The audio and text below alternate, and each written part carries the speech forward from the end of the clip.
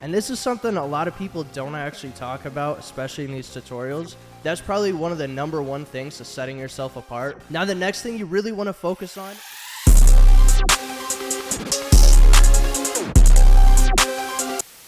What's going on? Today we're going to talk about how to make beats that rappers actually want to use in 2023. Let's get into it. Right off the bat, one of the most important things to your beats is going to be your melody. So either pick a melody that goes crazy or make your own. But today we're actually going to make this beat from scratch so that you guys can see what goes into melodies that sell, because really melodies are one of the most important parts of the beat. The very first thing I'm going to do is load up Analog Lab. I'm going to go into one of my favorite banks here. It's called Omni. First thing I'm looking for is just a starter sound.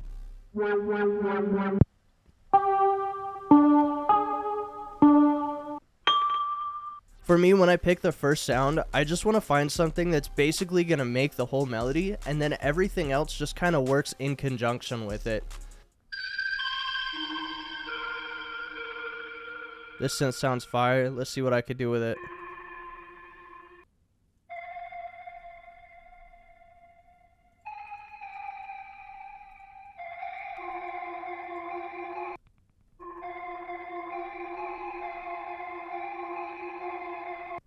Now this right here is going to be a prime example of the start of a melody that people will actually use the beat of. You'll notice it's pretty simple and it's repetitive, but there's a lot of room to do extra stuff around it. So now I'm just going to look for some spots to make some slight variations.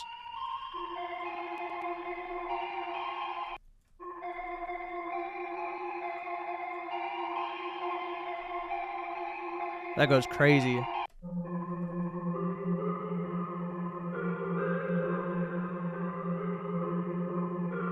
Now quickly, I'm just going to throw some effects on it.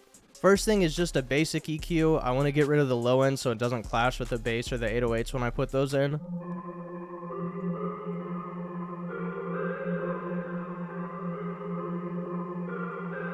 And other than that, I really like how this sound is, so I'm not going to change it up too much. Next, I'm going to load up Keyscape. Keyscape's one of my favorites for making any kind of melodies that are like dark, trappy. Piano is just a great sound all around. So it's going to start off as something pretty basic, but then as we add more and more elements, we want to do stuff that you wouldn't be able to just listen to and recreate. That's probably one of the #1 things to setting yourself apart, especially in trap, because it's very saturated and it's a pretty tough thing to get into if you don't make anything unique.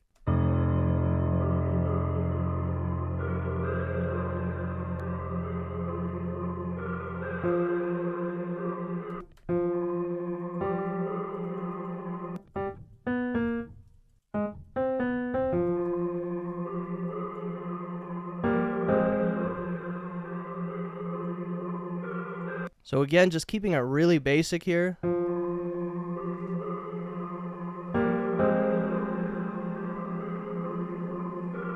I'm actually going to change these.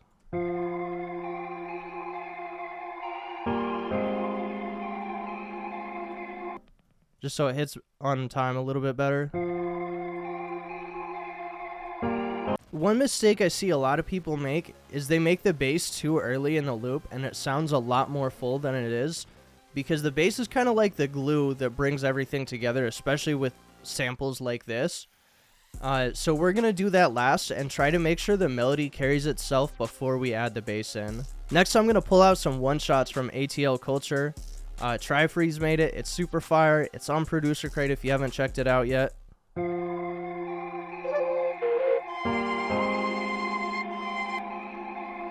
I kind of like the way this flute sounds. I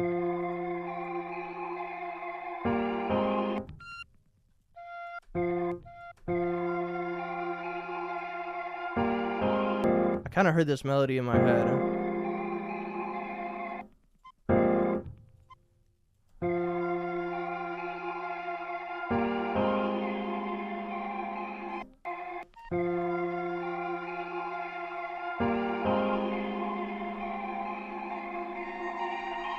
So here's the melody I made with the flute.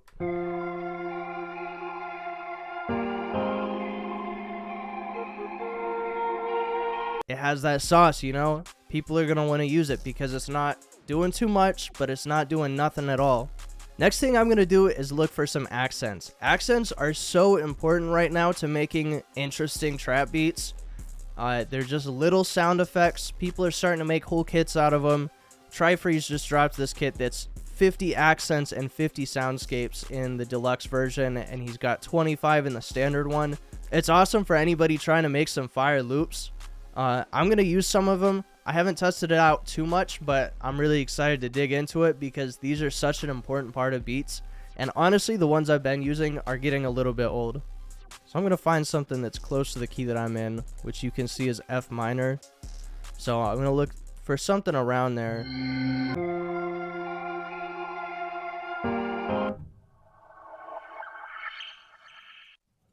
This sounds fire.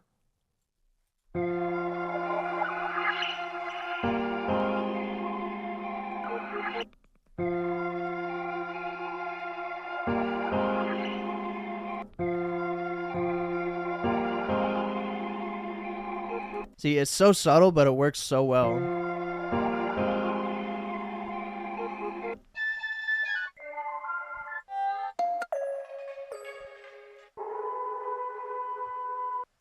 And the best way to use a lot of these is just to take parts of them that you like and figure out how to flip them into your own way that works for the loop.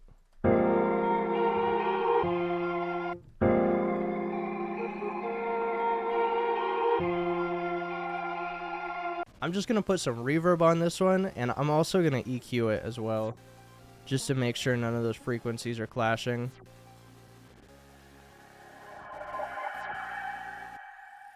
Now, I'm actually going to make my own kind of accent type sound as well for this loop. I have like a little idea I've kind of been hearing since the beginning, and I just want to see if it'll work. I'm hearing like a little flutter down of notes. Hopefully you'll see what I'm saying in a minute. Yeah, maybe we'll use this. This is fire.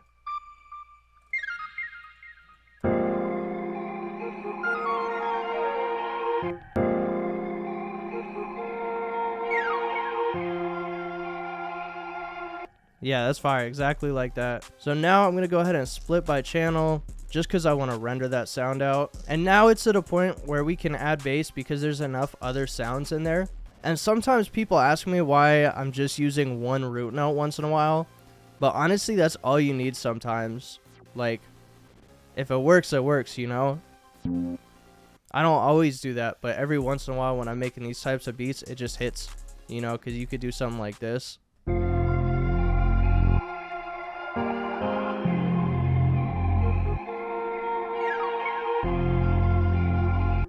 It just hits, you know?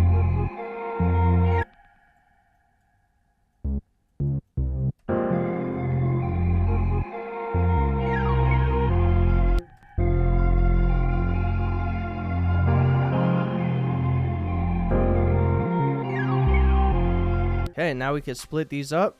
And this right here is our full melody. As you can see, it's basic, but there's some complex elements to it.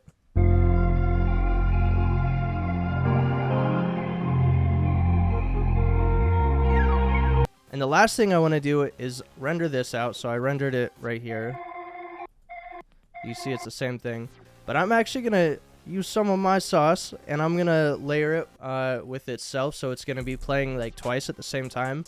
But one is going to have an effect rack preset from 44th floor on it called the Vintage 88 Flanger.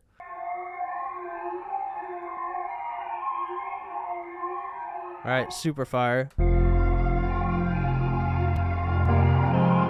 And then I'm going to turn the stereo delay on.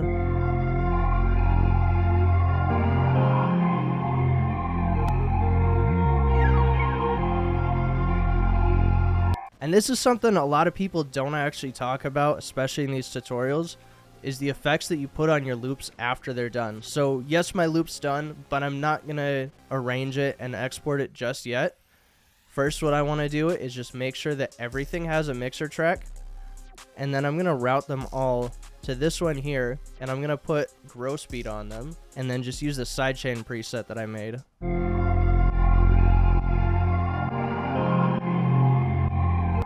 And I'm just going to turn it down to like 50, maybe a little higher.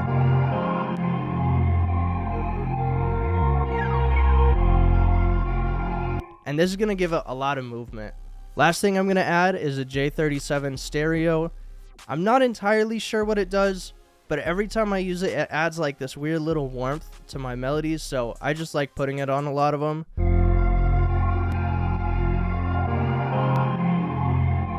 And then the very last thing we're going to do is we're going to add a perk loop.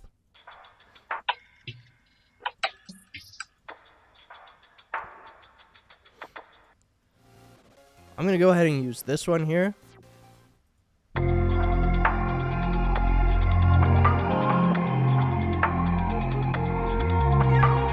I love this perk loop, but the only thing that's kind of throwing me off is the high end, the little hi-hat thing at the top.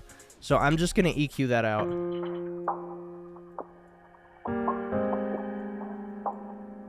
And the reason most of the time, especially with trap loops, you want to put a perk loop in there or some kind of percussive elements is because when you're sending out loops, a lot of times if people hear the percussion loop, they're going to already kind of think of a drum pattern in their head. And it also just adds more background textures that make it fuller.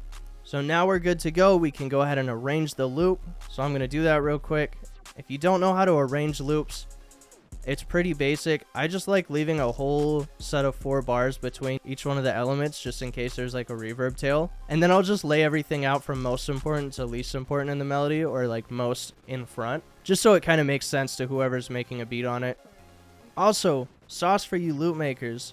Go to any of the points where your sample stems start and press Control T. So that way, if you've got like something that starts a little bit late like this, like it doesn't start on the 1, you do that and it'll make a marker so that people can easily see where to cut up all the stems. It's a really good time saver if you're using accents, because people won't sit there trying to figure out how to use them. Sometimes people won't even use the accents that you put in if they're like really hard to find. So this just makes it a little bit easier. So I'm just going to highlight everything and Control-Alt-C and render it out. Alright, so we have the melody rendered out. I saved it and I loaded it into a new project so it won't take forever to save the drums. And now we're going to go ahead and cut up all the loop points. And now we've got the whole thing right here.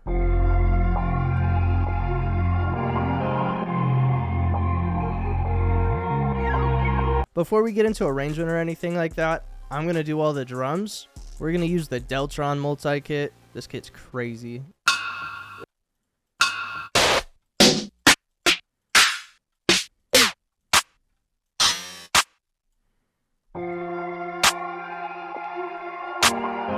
And for this beat, we're just going for a really, really simple sound selection.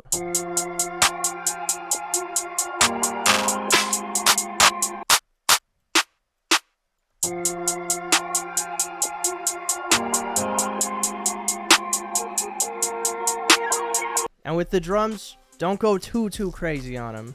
Like sometimes doing a ton of snare rolls and everything can be fun, but not a lot of rappers are actually going to be able to get on something like that, especially if the timing's a little confusing. So let's just think in terms of simple rhythms, but making it, again, complex enough that people probably couldn't recreate it just by listening to it once.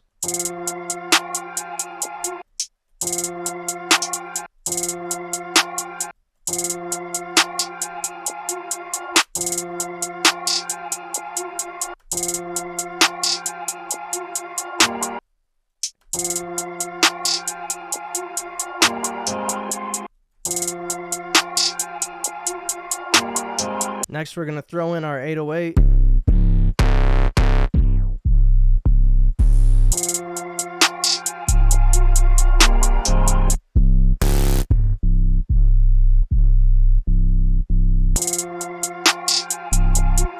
Recently, I've been really liking these 808s that don't have a kick at the start, because it gives you the freedom to put a kick there if you want, or you could just use it without the kick, and a lot of rappers are starting to get on that wave.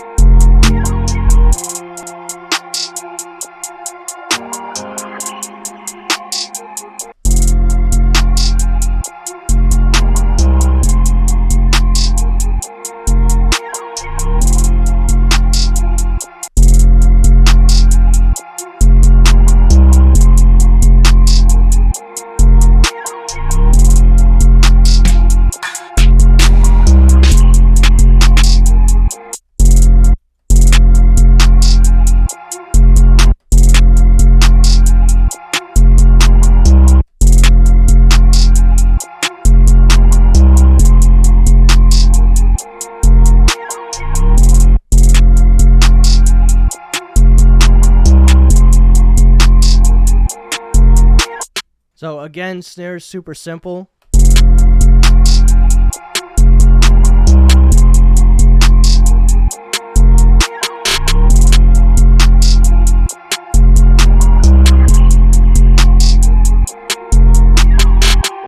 Yeah, that's crazy. Now the next thing you really want to focus on is how your beat comes in for the first time. What did he say? Your intro is so important because just like when you're making TikToks or when you're making content for whatever, or people who are making movies, YouTube videos, anything, you want to have a really catchy intro, a catchy hook that gets people wanting to listen to the rest when you play the first couple seconds of it.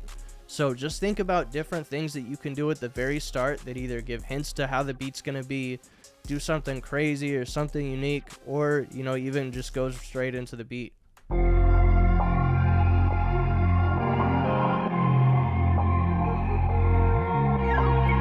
And also really think about how the beat makes somebody feel. So like with this beat, it's kind of like emotional a little bit. You can kind of hear, like, it could go a lot of different ways with a song, right? But since this one's a little bit more melodic and it's got some of that like singy stuff on it, you can just have it run through the intro because that's how people get the feeling from the melody. And then the drums come in and it's a whole different thing. I'm going to use this effect kind of as a riser. And I'm also not going to reveal everything in the beat straight away. So I'm going to take out that main melody and I'm just going to leave the other stuff.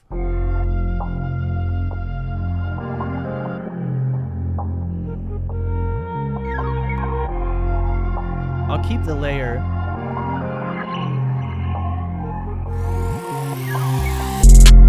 Yeah. And one of my favorite parts about having accents and textures in beats is you can spice up the verses while keeping them very minimalistic. So we can use something like this.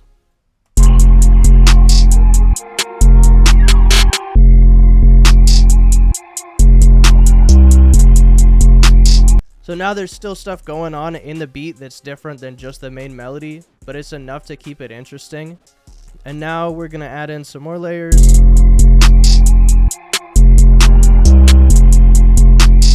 Without getting too crazy with it.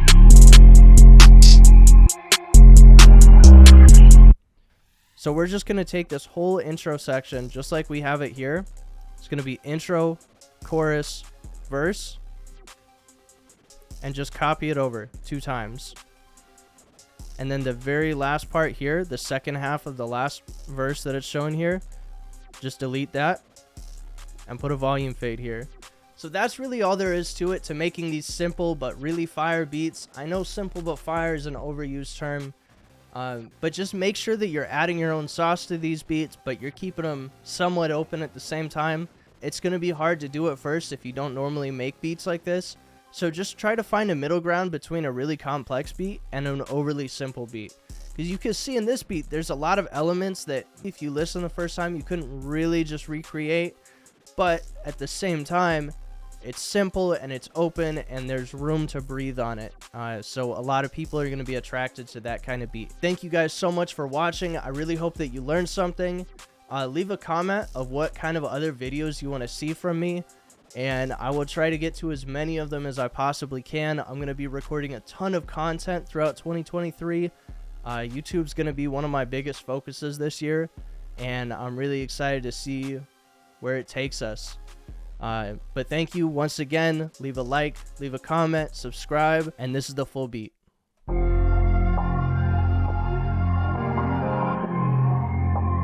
Stafford, wake up.